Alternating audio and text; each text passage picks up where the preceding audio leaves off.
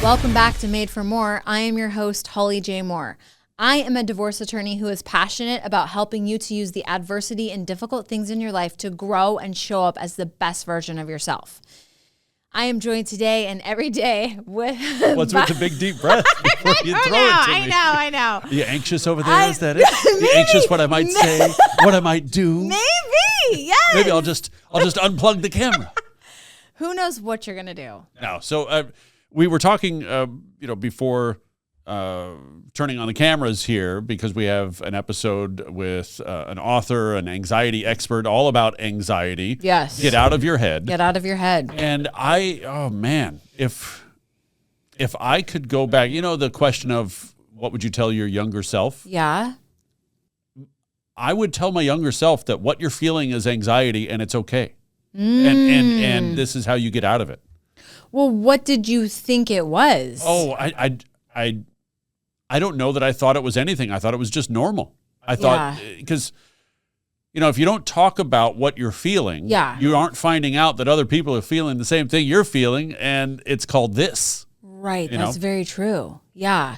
Did you, I don't know, I wouldn't say suffer from anxiety, because I think that paints everything in a negative light. Yeah. But did you experience anxiety, like growing up and coming out of law school or whatever?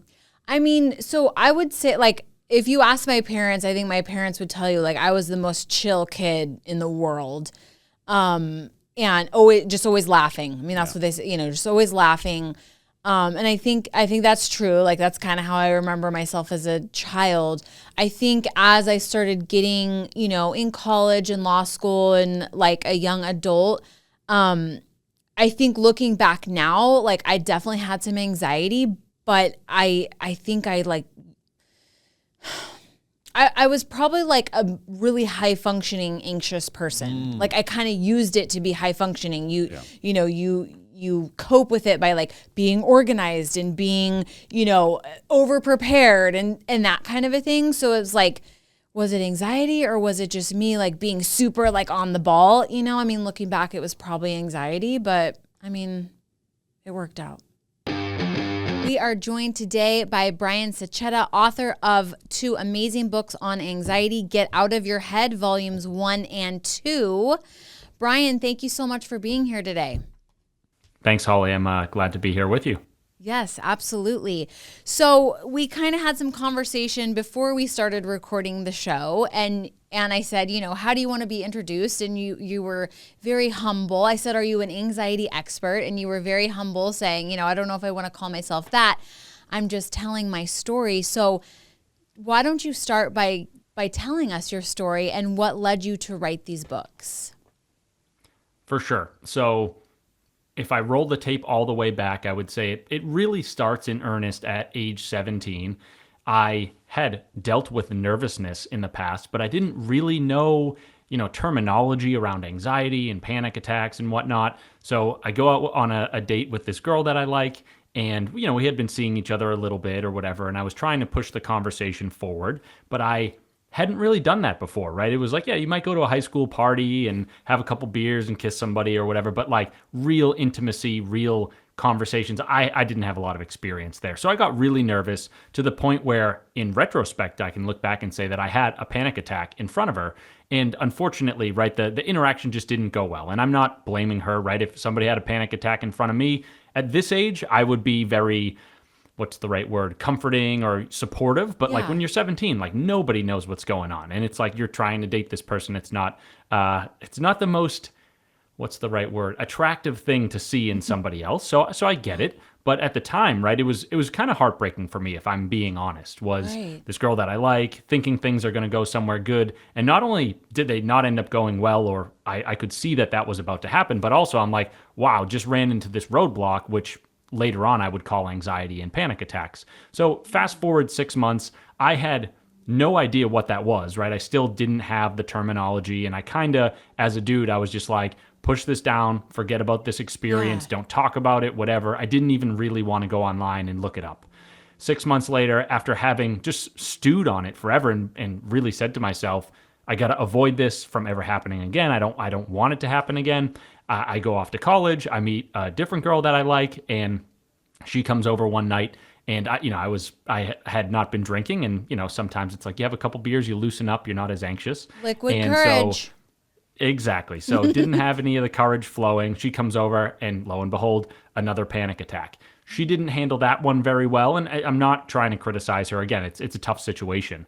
But for me, right, it was like I woke up the next day and I was like, okay, that's 2 of these events in a row. This was very painful. Not only like it stinks to experience anxiety and panic attacks, but like this is happening in a very important area of my life. And if I want to move forward on the dating front or in the relationship field, I need to figure this out. So essentially, it was like the next 10 years of my life, the main goal, not that there weren't goals of graduating college and getting a job and all that, but it was a real introduction to be like, my mission right now is to figure out my own mental health, to get a lexicon around these different conditions and symptoms that I experience, but then also to figure out different ways to deal with those symptoms, right? So you read the first book, and a lot of that book was me at age 25. You can sense a bit of a theme or a pattern here is, I met this girl that I really liked, and luckily didn't have any panic attacks in front of her, which was great, but I did have a lot of anxiety about it. And it was it was over the course of a summer. And during that summer, it was like,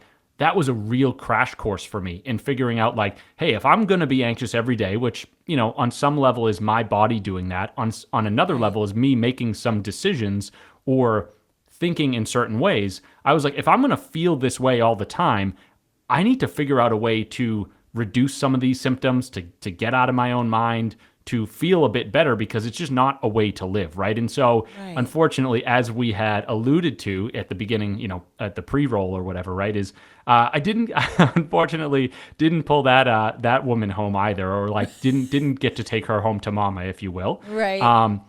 But the silver lining was that 3-month long experience, whatever we want to call it, that helped me a lot on the anxiety front. I learned a lot during that time.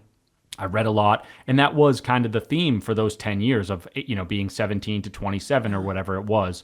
Eventually looked back, started writing content about anxiety, helping other people with their own mental health, and that's kind of where we are today, even though, today I'm 34. Okay. So you said something just now that's kind of interesting. You mentioned like you make a choice. And I know you talk about in the book how anxiety is basically like a survival mechanism within us. But do you believe that there is some elements of choice in this? I do believe there is, and I want to be cautious, right? I don't want to just say like, hey, do this one thing and it's all gone, right? Because anxiety is really hard. And if you think about it in the fashion that you alluded to, right, of like, it's a survival mechanism. You have these structures in your brain that are operating in certain fashions and creating neurotransmitters that are influencing your feelings and your actions. It can be hard, if not really hard, to turn those off or to ignore them or something like that. But what I like to say is that it's a bit of a push and pull, or it's a two-way street where it's like, if you are running negative thought loops all the time in your mind, you're going to cause those structures in the brain to release more neurotransmitters that make you feel a certain way. Right. At the same time, if those neurotransmitters are already firing like crazy, then you're going to do more of the thinking. So it becomes a bit of a spiral. And it's like, if you can, so this is where we get into the brand, why I call it get out of your head, right? Mm-hmm. If you can break that loop, it unlocks everything. I'll give you an example from this week was, I had an important event on the calendar. I was anxious about it. And it's funny because you kind of bring yourself into this state of rationality where you say, nope, let me just think this over again. Let me just do it one more time. Yes. And one more time and one more time. And the next thing you know, you've done it all day. You didn't sleep. It leads into the next day, the next week, whatever. I was like, this is crazy. I am recognizing my pattern. I need to go for a run. And it's funny because I recently tweaked my calf, and it's like I have to be careful that I don't tweak it again. But I was like, I just got to get out there. And I ran slow miles, 4 or 5 of them. And by the end of it, it was like, you can feel your brain, like just the activity start to change. And all of a sudden it's like, I got out of my head. I changed what was going on, at a subatomic level or an atomic level, whatever you want to call it. And then from there, that spiral can start to reverse itself or stop itself, and you can have a little bit more control over the processes that are running in your mind. Right. So that was something that I do think is interesting about your brand and your books. is talking about how you really do have, like, you have to kind of like shut down the thinking. And what I think is interesting about that is I have some people very close to me in my life that deal with anxiety. And as someone who, I probably have anxiety, but I've learned to be super high functioning with it. As someone who doesn't quite battle it in the same way, my go-to is like to try and reason with this person. You know, like let's really think this through. Let's go through the scenarios. Let's do this and that. But I feel like after reading your book and just talking today, like that's almost kind of counterproductive, because it's like it's still staying in your head, right? And the better thing to do is like get out of your head.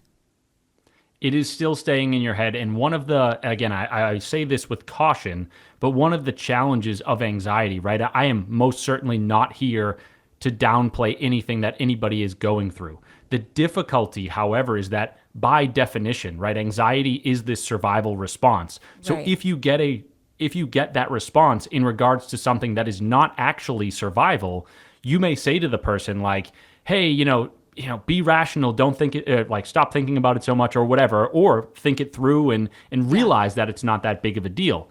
That can be helpful sometimes. The issue is that if those neurotransmitters are already firing like crazy, it's kind of like, I don't know, shooting, dumping a bucket of water on a forest fire, right? It's like Right. the problem is not actually the problem that we think it is. It's the issue is that the brain is going crazy. And so we almost need to somehow, again, break out of the habit that we're currently in. If it works to be like, to say to ourselves, okay, yeah, maybe I'm making this out to be a bigger deal than it is, which again is common in anxiety, that's great. But again, one of the reasons that I guess I haven't said this yet, but one of the reasons I throw a lot of different strategies at folks in the book is that different things work for different people. And a lot of the times, right, something that seems rational doesn't actually apply, doesn't work in the moment. So a lot of the times it's like it's doing something that's a bit counterintuitive, because anxiety itself can be counterintuitive as well. Right. That's a really good point.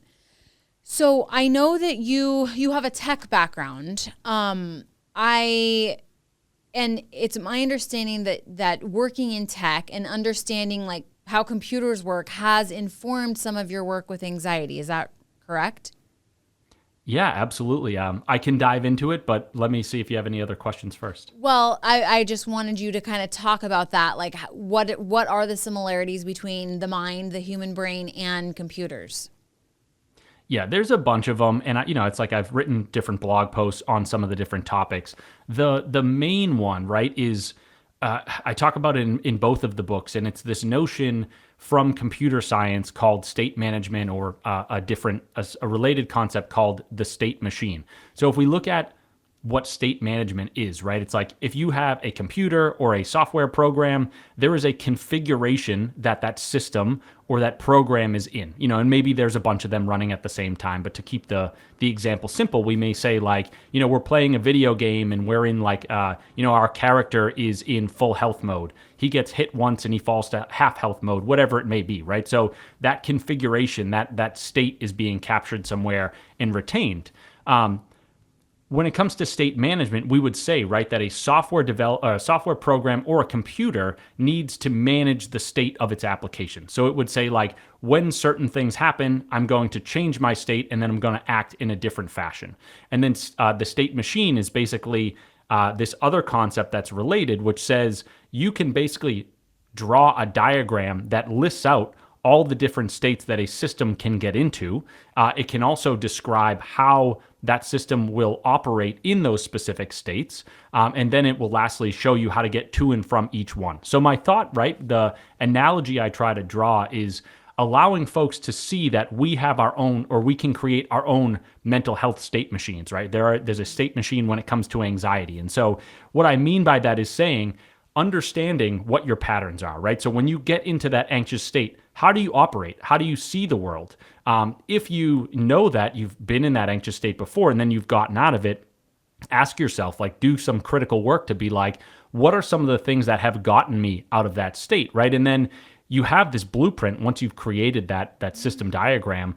that you can go back to be like, okay, I'm feeling anxious right now, but I have this map. This map is telling me that when I'm anxious, I do these certain things. In order to get out of this feeling, to get out of this emotion, I have to go do these other things. So to put it into more concrete terms, right? It's like, for myself, I know that when I am anxious, I ruminate like hell. It's like spin the wheel, spin the wheel, spin the wheels. And then unfortunately, like I think, right? I think that I'm going to get myself out of it. I'm going to logic myself through the situation. And as we were talking about before, a day, many hours, a week could go by, and you're like, oh goodness, I've been doing that thing again, and it's never actually gotten me anywhere. So with state management and then also the state machine, it's just a tool to be able to help folks remind themselves, right? To look down and be like, I am ruminating again. This is my pattern. Yeah. And I know that rumination does not, based on the diagram that I drew, rumination does not lead me out of this state. So I got to go do something else. And again, back to the titles of the book and the brand, right, is I have to get out of my head somehow. For everybody, that's going to be a little bit different. For me, like running is one of the most powerful ones, but I will also say that, like, let's be honest, I can't go run 4 times a day. So, we have to fill our toolkits with a bunch of different tactics. And those tactics have to be able to serve us across a bunch of different kinds of situations. Because it's like, if you're, at the office giving a presentation and it's really stressful, you need something right then and there. You can't, go out, put your running shoes on, Excuse go for me, a guys, run, I'll be back in an hour after 5 miles. Exactly. Yeah. So you've mentioned like these situations that produce anxiety, and you talked a little bit about in the book. And the way I read the book is you kind of purposely put yourself into situations where you knew you would get nervous. Is that correct? Yeah, I don't know if I would. That is pretty much correct. It was kind of more like I have we all have goals for ourselves, right? And sort of a path that we want to be on. So it's like, if I want to be in a relationship, if I want to have a good job, if I want to make money, I knew that a bunch of activities that were required for those things were situations that made me anxious. And I was like, I want to go after those things, so I'm not going to avoid them. By virtue of doing that, I am placing myself into those situations. I don't want to glorify it too much and be like, I went out there and I faced it head on, right? It was more like just a necessary evil, if you will. Right.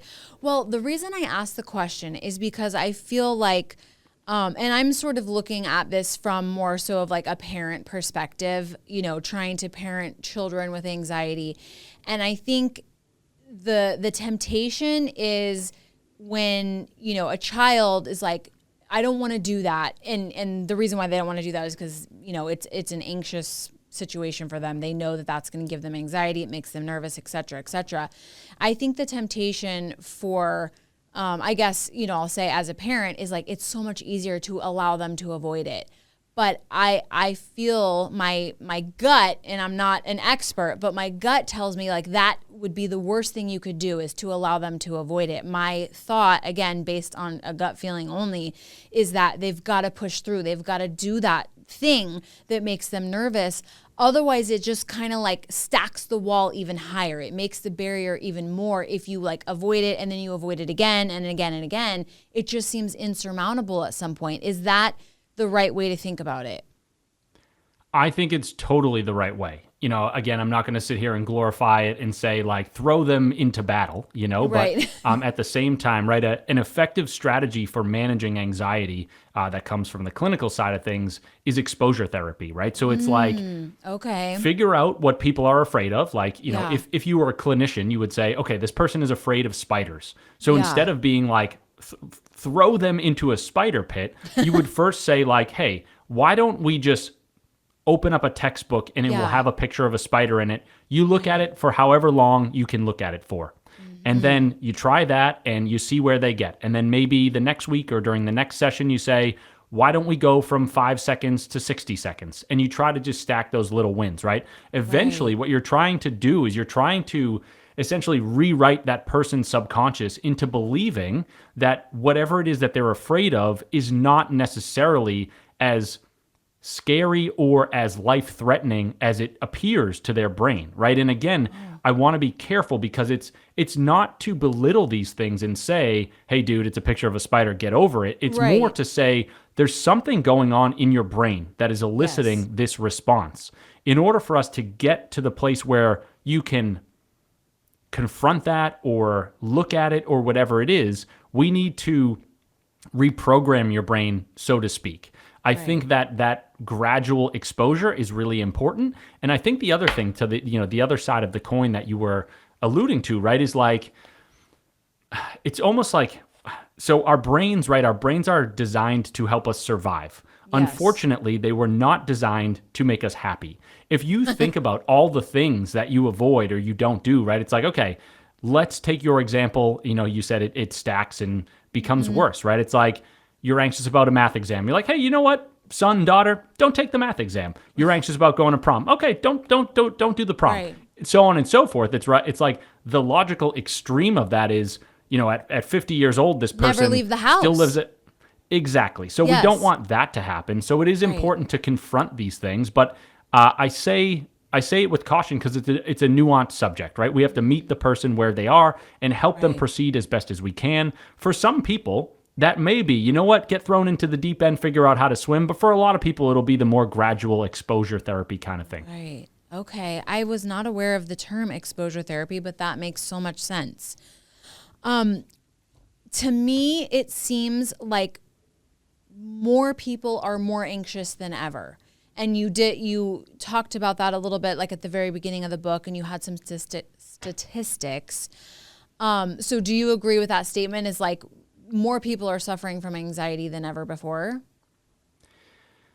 It does feel like the statistics bear that out. We could talk about, potentially why that is the case, right? Right.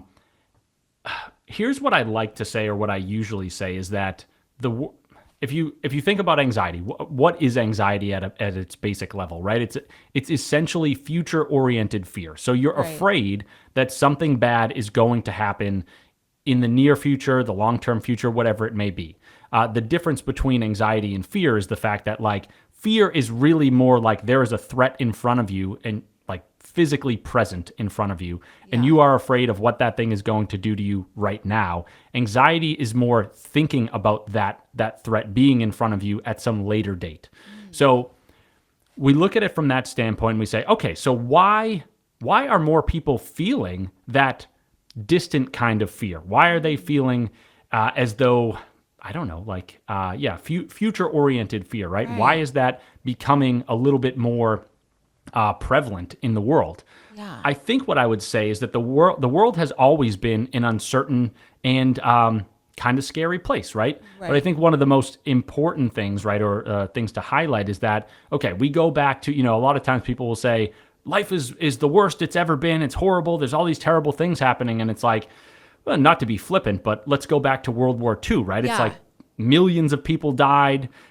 We go back to 1918, Spanish flu, tons of people died. So there's always been bad, scary, terrifying things happening in the world. I would say one of the most important changes is that now, with us being so connected, right? We know about it more.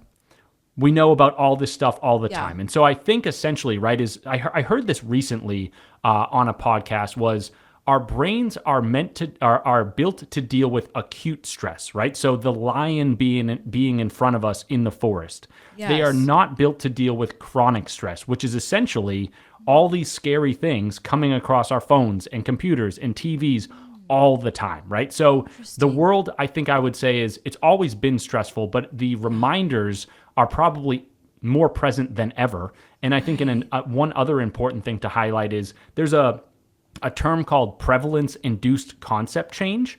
It's kind of a mouthful, but what it basically means is, like, we have these windows in our minds as to what is acceptable, right? What, like, if you heard of a story of, I don't know, genocide or whatever it may be, like, in your mind, you're like, what should I have to deal with? What is reasonable for my life, right? And I think that I may frustrate some people when I say this, but in general, right, if you are lucky enough to have a decent job and live in the city or live in a nice town or whatever, for the most part, your life is a lot better than that of, say, 5,000 years ago, right? It's like you don't have to worry about where your food is coming from, or at the very least, you don't have to go hunt it down, right? It's like you go to the grocery store, you go to Burger King, whatever. So our lives have, I'm not saying that, like, our lives have gotten a million times better, but they've certainly gotten easier. And so when it comes to prevalence-induced concept change, what happens is like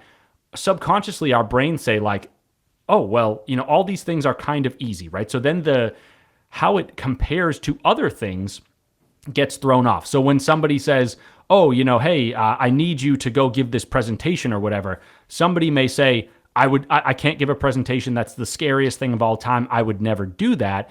It's sort of the fact that like we've lost our ability to some degree to be able to compare things effectively, right? And again, I'm really not casting judgment. It's just the reaction that's going on in the brain. But when I've had people comment on my books and be like, this dude's anxious about dating, like what a loser, or like what a wimp. And I'm like, it's a product of the society that we're in, right? If you were forced to go to war at 18, like that was kind of I'll say normal, quote unquote, to you, where you're like, that's something that people go through. Nowadays, nobody goes through that. So the quote unquote worst thing in the world these days is actually much less bad than going off to war. And so when you lose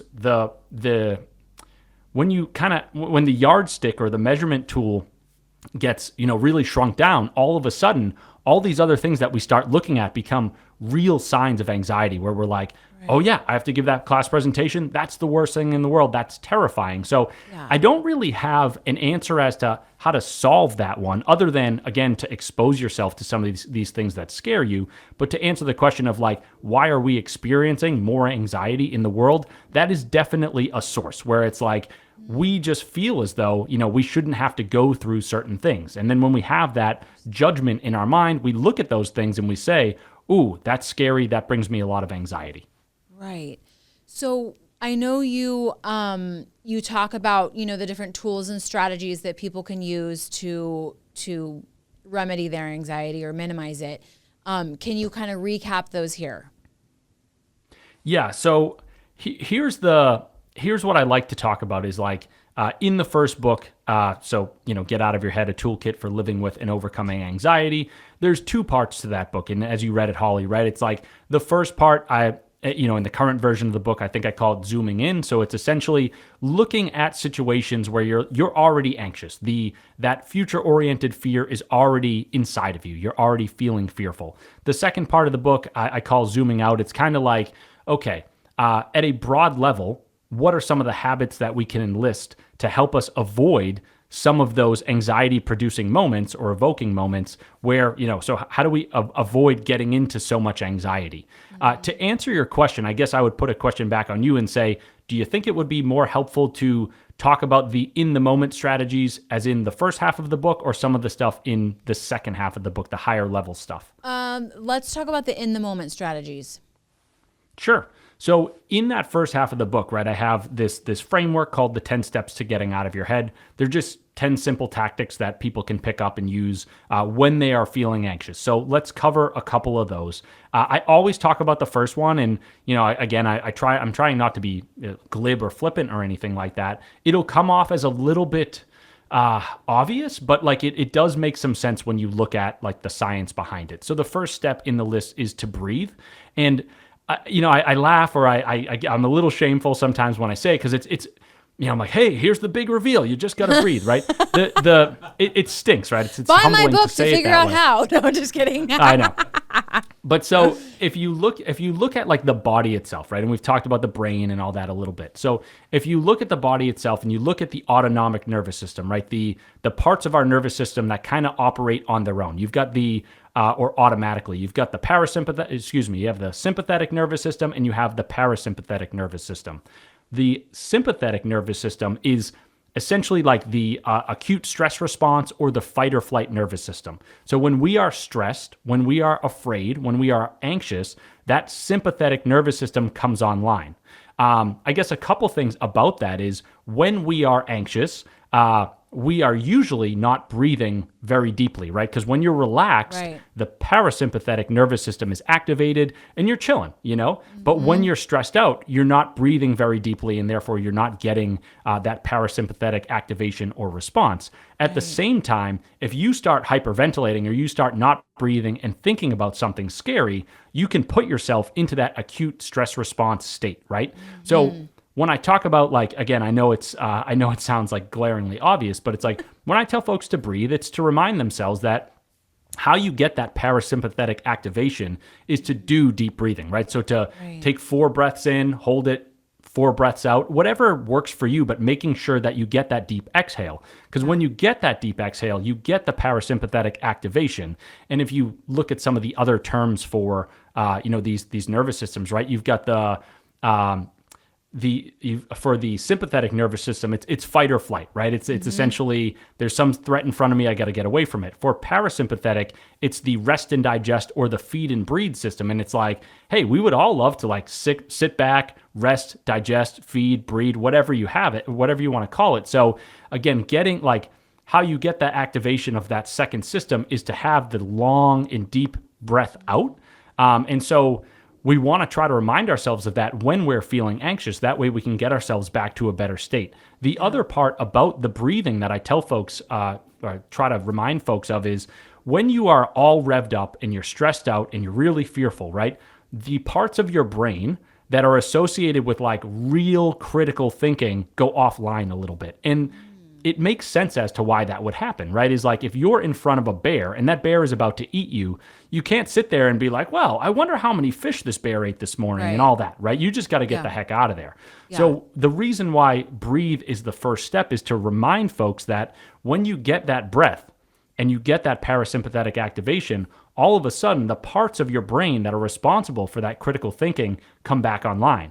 And then once you have that capacity restored, all of a sudden it's easier for you to walk through some of these other steps that I talk about, and then maybe rationalize some of these things a little bit more, or at the very least, think about your situation in a way that allows you to then take other steps. For example, you say, hey, I did the breath. I realize I'm really in my head right now. I got to go for a run. I got to go for a walk.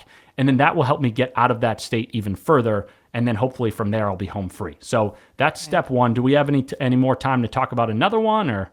Yeah, give us one more. Sure. Let's go. I'm just looking at the list here. So let's go with number 10, because I don't talk about this one all that often on podcasts. So 10 is, remember this too shall pass, right? And I think one of the difficulties is when we are in one of these anxious moments, and again, this is not like, I'm not trying to make light of any difficult situation or anything like that. If you're dealing with something that's like, really life-threatening, really horrifying, my heart goes out to you. That's what I can say on that front. What I will also say is that a lot of the things that make us anxious, if we're being honest, right, it's like, sure, they may matter in the moment, but if we zoom out and we say, is this really going to matter in 5, 10 years? Most of the time, the answer is no. The other piece to remember is that when we're in that anxious state, we're so revved up, we're so afraid that it's all we're focusing on, right? And that's kind of by design. Again, our brains are saying there's this threat that we've identified and we need to get rid of it. But until we get rid of it, it's all we can think about. So we kind of lose the forest for the trees, if you will. And we say to ourselves, I'm in this state. I'm never going to get out of it. I'm always going to be here. I'm always going to feel this feeling. The difficulty, right, is our brains have all these different biases. And one of those biases is that it's very hard for us to see out of our current emotional state. So if we're really afraid right now, we may on some level, a gut level, be I'm probably not going to be anxious for the rest of my life, but our brains are convincing us otherwise. So this step is just a gentle reminder to folks to say hey, when you're in that really revved up, scared, afraid place, come back to this and say, I know I feel horrible. I know this is not fun whatsoever, but if I remind myself that this is going to end, I'm not going to create and perpetuate more of these negative feelings that are going to keep me trapped here longer. Right. Do you have any tips for parents dealing with kids that are battling anxiety? Oh, that's a good one. Well, what comes to mind, you had said earlier of what if we just tell, what if I tell the kid he can avoid this and avoid that and all that, right? Mm-hmm. I think with kids, I want to say it's a little bit more I look at it from a higher level, like, okay, how are kids oriented in general these days? What are their lives like? And, I have a young niece and a young nephew, and I think about, like, I don't know that they deal with anxiety right now, but I could see ways where it could manifest. And one of the things that I think about is just like life is a little bit different. I mean, it always changes, right? But for the young kids these days, it's like they're kids that grow up on cell phones and iPads. And, one of the things about mental health, right, is like the more that we isolate ourselves, the more that we remove ourselves from, close-knit relationships and have bonds with friends and family members and whatnot, the higher the likelihood that we might experience, anxiety or depression or whatever it may be. And one of the reasons for that is like, as you have conversations with people and you open up a little bit and you're like, hey, I did this thing and I got scared, or I experienced this thing and I think it's super weird, but then you talk to a friend and they're like, yeah, no, I deal with that too, right? It's not only a bonding experience, but it helps you kind of going back to that yardstick, right? It helps you reestablish boundaries in your mind as to like what is normal and what is not. But when you're by yourself all the time, and when you're on, kind of a doom scrolling device, it's hard to come back to that realization and make some of those conclusions. So it's more of a high level thing, but what I would say is like, I'd love to see kids get off the iPad a little bit. Because also, right, it's like if you're on video games, social media, chat devices, whatever, people are going to be more mean than they are in real life. And if you're if you're actually talking to them in real life, they don't have that power or whatever of sitting behind a keyboard and throwing insults your way, or at least not as much. So I know it's a high level strategy, but I do think it's really important these days. And there was a book that came out in the spring called The Anxious Generation by Jonathan Haidt. Yes. He did a lot of research behind, what he calls the phone-based childhood. Yes. And I think it's a great book. I think people should pick it up, especially parents with young kids. Yes, I agree. Well, Brian, thank you so much. Thank you for all of your insight. You clearly have educated yourself. I would say you are an anxiety expert. Thank you so much for sharing all that value with us. Anytime. I'm glad you had me. I've got just a little bit more to say. As Brian said, connection with other people is so important to our mental health. So however you might be feeling today, feeling a little bit down, feeling a little bit anxious, there are a lot of people out there that could help you. There are a lot of resources out there that could help you. So please seek those people, seek those resources, because you were made for more.